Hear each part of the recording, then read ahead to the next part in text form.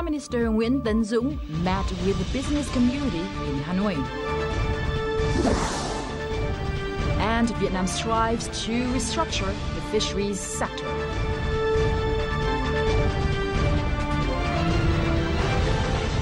Hello and thank you for tuning in to Bizline, VTV4's special economic magazine. You're with me, Linh Hương. Hope that you had some good, relaxing time on the International Labor Day. And as usual, we'll start with some highlights on the business scene last week.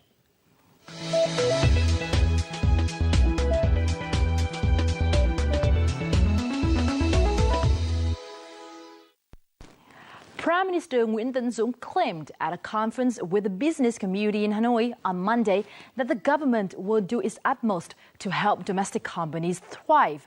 All businesses at the conference expressed their contentment after the Prime Minister asserted the government was especially devoted to improving the investment environment and simplifying procedures and paperwork for businesses. Another directive from the Prime Minister, which was also well received among businesses, is that the banking sector will create all favorable conditions for credit access. Together with various activities from the beginning of the year, this conference with the Prime Minister sent a clear message about creating a transparent and favorable business environment in the coming time. Now, top economies proposed recommendations to revive the Vietnamese economy as it concluded the annual Spring Economic Forum on Tuesday in Quảng Ninh province. At the forum, experts shared the view that institutional reform remains the key to improving economic conditions. Reports at the forum showed that in 2013, the economy enjoyed a growth of 5.42%, a slight rise from the previous year.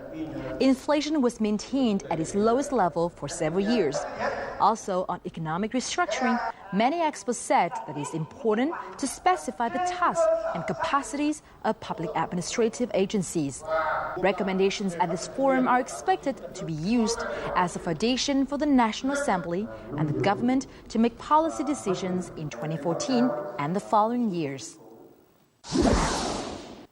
Vietnam and Singapore will continue to strengthen economic cooperation with top priority given to investment. Agreement was reached by Vietnamese and Singaporean leaders at the 10th Singapore-Vietnam Connectivity Ministerial Meeting in Singapore on Tuesday. The meeting was chaired by Vietnamese Minister of Planning and Investment and Singaporean Minister of Industry and Trade. The Singapore-Vietnam Economic Connectivity Meeting was held annually in both countries to review cooperative efforts within the framework of Singapore-Vietnam Connectivity Framework Agreement signed in 2005. The agreement focuses on finance, education and training, transport, information technology, investment, trade and service. Singapore is currently the third largest foreign investor in Vietnam with more than 1,200 projects worth about $30 billion.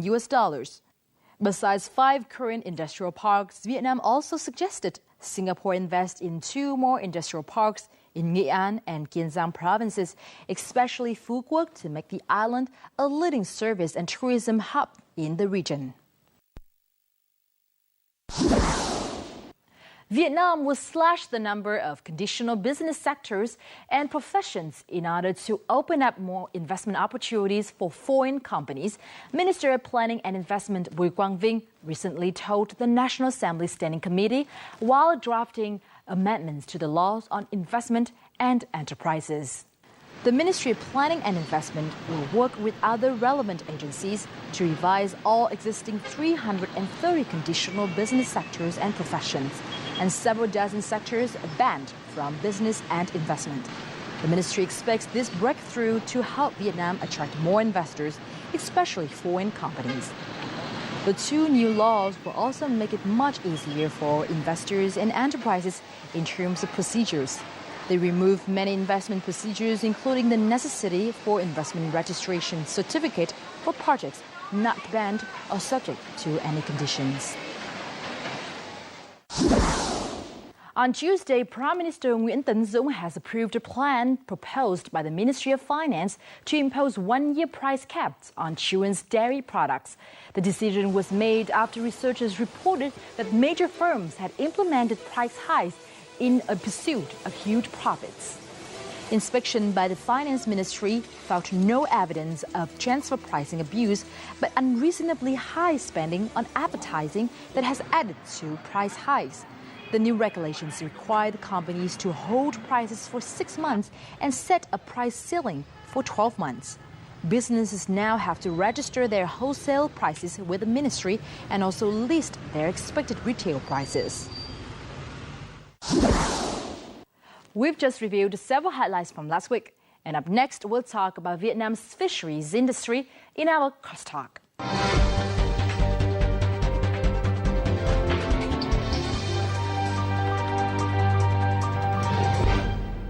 In 2013, Vietnam produced 5.9 million tons of seafood.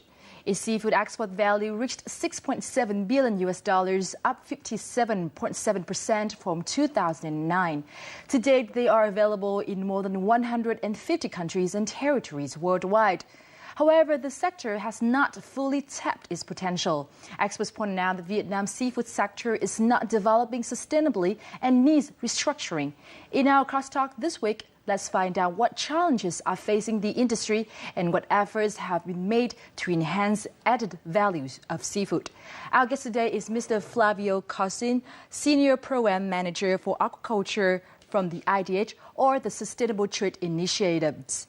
But before we get to talk, we'd like to give you a glimpse of the obstacles that Vietnam's seafood sector are facing through the story of tuna, one of Vietnam's key seafood exports. Losses are the common complaints among fishing crews in the central province of Khánh Hòa on their return to shore. Thu nhập thì vô chừng mà khi mà cá mà có giá thì có thể là dư ít nhiều đó mà nó hạ xuống là lúc nào vô cũng đủ tổn vô lỗ tổn không. A fishing trip can cost about $9,000, but the tuna prices are just $6.5 a kilo at present. That means fishermen will suffer losses of around $2,500 for every ton of tuna caught. They only see profits if prices increase. But prices locally are lower than average sale price of tuna in fish markets in Japan. The reason is that they don't meet Japanese quality standards. Bình Định is known as one of the biggest tuna fishing areas in Vietnam. In 2013, when the chairman of Bình Định brought 4 tuners of the best quality to show Japanese partners, only one met the Japanese standards. After several meetings in mid-2013, Japanese partners agreed to help Bình Định province train its fishery engineers and fishermen. Trước mắt là chúng tôi dùng kinh phí ngân sách của nhà nước, của cấp tỉnh để mà hỗ trợ làm thí điểm. Và sau khi mà thí điểm thành công, như vậy thì cũng có nghĩa rằng là cái hiệu quả đánh bắt cá ngừ nó sẽ được nhân lên. Và khi người nông dân người ta thấy có cái hiệu quả đó thì tất nhiên là người ta sẽ vay vốn để mà người ta thực hiện. According to a summary report by the Ministry of Agriculture and Rural Development on the growth of the Vietnamese fishery over the last 5 years, tuna is valued as one of the best prospects for the development of the industry. In 2013 alone, the export turnover of Vietnamese tuna reached $526 million.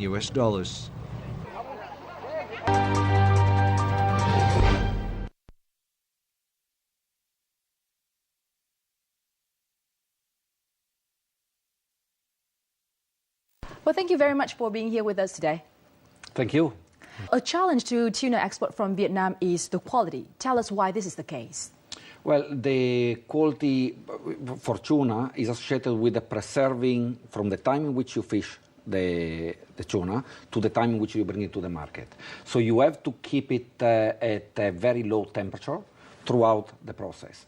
And what is happening is that often on the boats, they don't have these facilities and this ability for keeping it at a deep frozen, basically, from the time of harvest. This is changing increasingly, but still the practices are still affecting a little bit the quality of the tuna.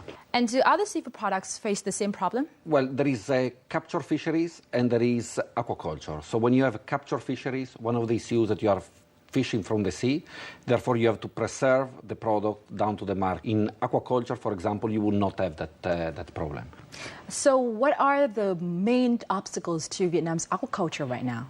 I like to split it into two, actually, the aquaculture sector of Vietnam. So you have the catfish, the pangasius production, which is vertically integrated, which is quite an industrialized way of producing. When I say industrialized, with a positive connotation. So it's organized. You have professionals basically dealing with the farming and with the processing. But then you have shrimp farming, for example, which is dominated by small-scale production. We are dealing with farmers that have 1.5 hectares each. They have limited access to resources. You are talking about hundreds of thousands of farmers. And when you have so many people, it's very difficult to link them to the market, to create a good supply chain that basically ensures the quality of the product being preserved over time. This type of challenges, and they also face different issues. So in pangasius, there is in catfish, there is more of a problem of how do you brand it as a quality product? How do you brand it? Now is in the market as a cheap source of white fillets. So which is good for certain markets, but maybe you want to make more money out of it.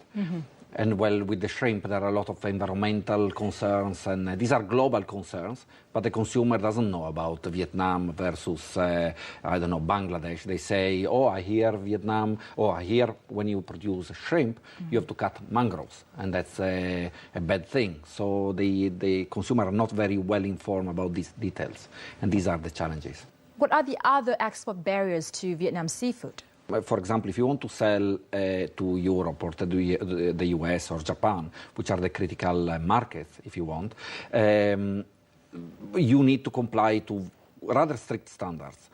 There have been a number of challenges in the past, and these have been overcome. So there is the occasional guy that maybe fails in one of the containers, and so the quality is not really up to the standard. But most of the products that are exported are actually in compliance to the standards. All of these standards are food safety standards. So the only way in which a country can say, I do not want to buy this product and I will not buy this product, is when it is unsafe for the people or unsafe for the animals or for the plants. So the food safety is actually critical in accessing to a market. We have achieved that. We are in the markets, as you pointed out before. We are in hundreds of markets, so that's not the issue.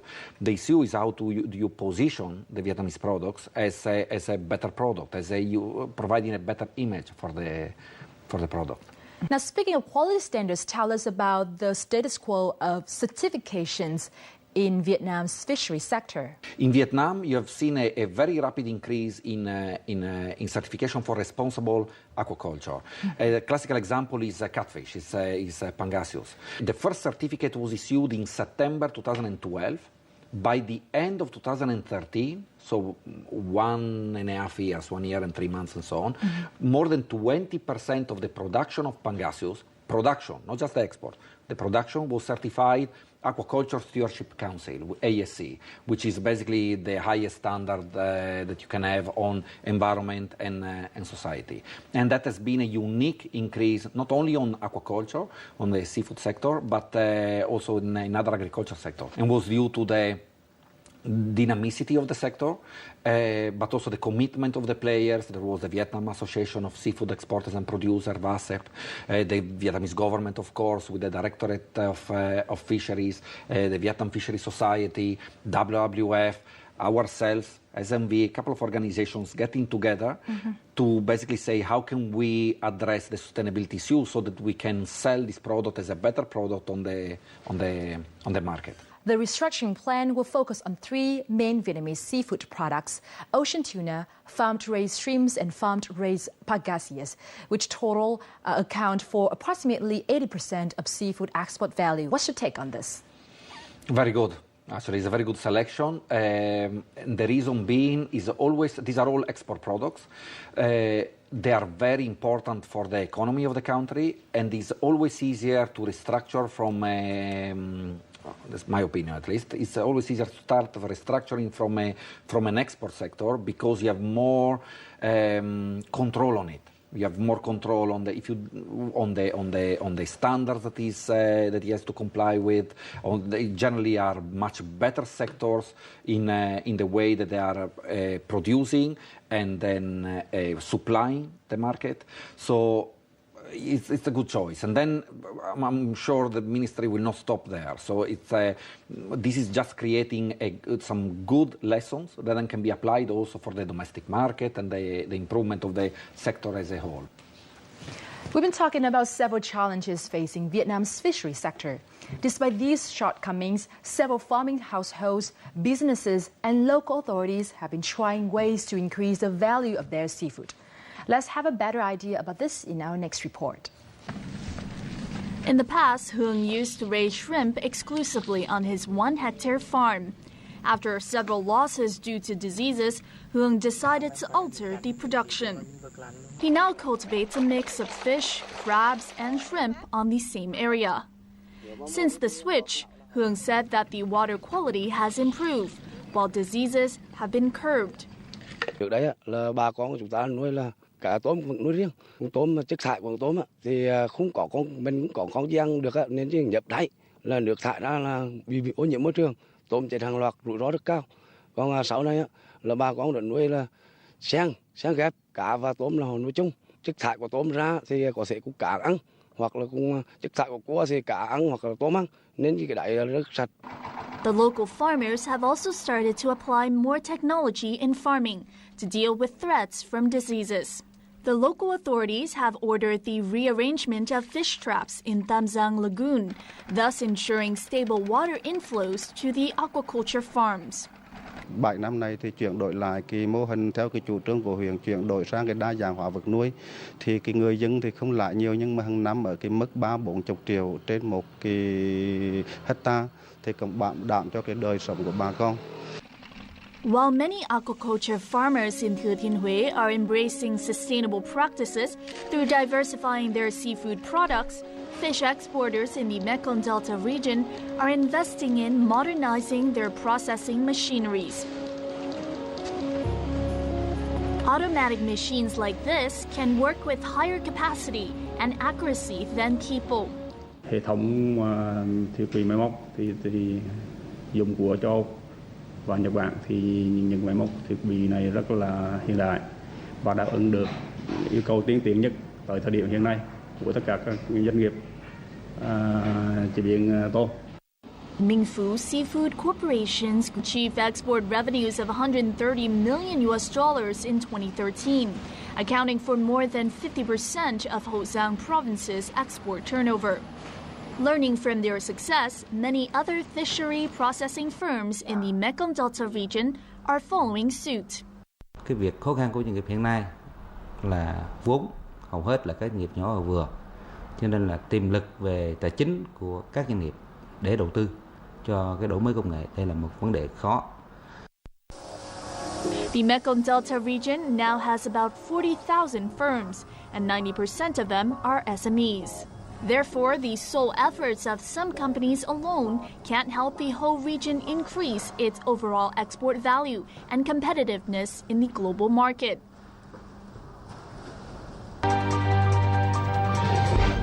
What's the role of diversifying aquaculture products? Are there any limitations to this? First of all, it's a good thing not to be shrimp farmers, pangasius farmers, but to think a bit more like farmers. So trying to think, well, what does the market want now? Should I produce this product or should I produce something different? It's always good. And in aquaculture, it's particularly easy, if you want, because you have a pond, and then it's full of water, and then you have to find a species that basically fits that type of environment, and there are plenty of species. So you have to really think to worry about the market. In some other cases, you might have problems with the production of fingerlings, of seed, the small animals, the small fish and shrimp that you put into the pond.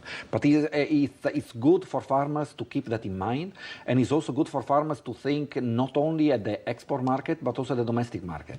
So the domestic market is actually quite a healthy market. So it's much closer, pays good prices as well. In the restructuring plan, several experts have pointed out the possibility of expanding the farming area to the sea. What's your take on this?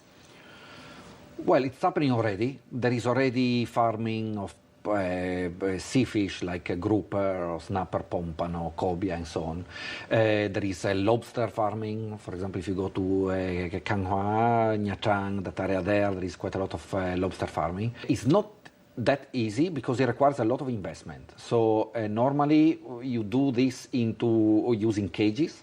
And these cages, you can have the traditional small cages and so on, but these have a number of issues, and then you have to be closer to the shore because you can't be too exposed. But if you are actually trying to go really offshore, then you need the technology that is used, for example, in salmon production in Norway or Chile, this type of systems, which require quite a lot of investment. It's good, but it's not a solution I think there is a huge role to be played still by the more traditional farming system, improving the technology as well. Now, you just pointed out a very important factor to the development of an industry, that is investment. And right now, there seems to be quite a modest amount of FDI into the fishery sector. Last year, Vietnam only attracted 70 FDI projects in aquaculture with a value of nearly $300 million US. And that is quite modest compared to the 2,100 FDI projects in the country. Why is this the case? A big investment in farming tends to be, in aquaculture especially, tend to be quite risky. And the reason is because you have disease problems, you have all sorts of issues that can happen. So if you look at, for example, the bankability of aquaculture is lower than the bankability of other sectors. When you're dealing with aquaculture, because of these fluctuations in prices that we mentioned, because of the issues associated with diseases, people try to stay out of it. So it will happen, but when you have a bit more stability. Because of the risk of the business, that's why most of the investment for the sector comes from the government, but it's still very small. How do you think about the infrastructure for aquaculture in Vietnam? Do you think that it has been efficient enough? The infrastructure that you have in Pangasius are actually quite good. So you have nice investments, good ponds, now increasingly using water treatment systems before the water is discharged. So actually it's getting better and better. In shrimp, you have the classical model of small-scale production. So I have a pond, and this is the pond that will belong to my father, and therefore this is the size of it. And I take water from a little canal that goes through to other ponds, for example. So it's very difficult to change that. What are you going to do? You are going to say, I take away all the farmers, I put them in a room for 2 or 3 years, then I restructure the whole area, and then I put them back. It doesn't happen like that. So, right. So this type of challenges. So tell us about the efforts to improve infrastructure in Vietnam so far. The World Bank program is one. There have been several projects. There have been projects also by the Danish government, for example. They tend to focus primarily towards the most difficult part, which is the shrimp farming part, because they are small-scale farmers. Therefore, you want to help them to have a better livelihood. There have been a lot of efforts by the government. The private sector as well. I mean, you look at some of the also production systems in Nha Trang, where I used to work. So the farmers have started putting concrete on the ponds, so therefore it's easier to control health and stuff like that. But the majority of the sector needs a lot of infrastructure work, which is very difficult to do. Now, Vietnam is negotiating for the free trade agreement with the EU and the Trans-Pacific Partnership. And these deals will have important impacts on a lot of sectors, including the fishery sectors. Tell us how big the impact can be for Vietnam's seafood export and production. Well, the impact will be big if it depends on the conditions actually that they are set. So if you're talking about a free trade agreement which includes aquaculture products, seafood products, actually it's a good thing because there is a lot of stuff going from Vietnam to other countries. So from an export perspective, it's very important. Will they include it or not? What are going to be the conditions? I don't know.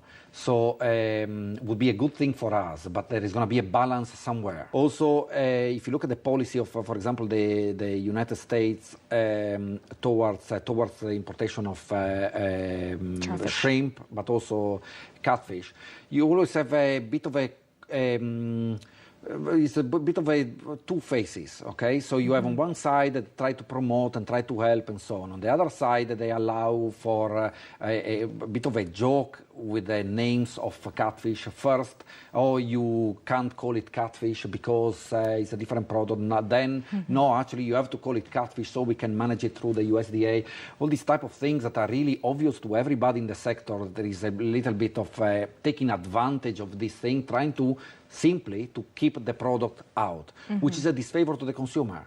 So it's unfair to the consumer, to the American consumers, to the European consumers that are deprived by the opportunity to actually have that fish, which is a safe fish. So what should Vietnam do to prepare itself for the deals when they come real?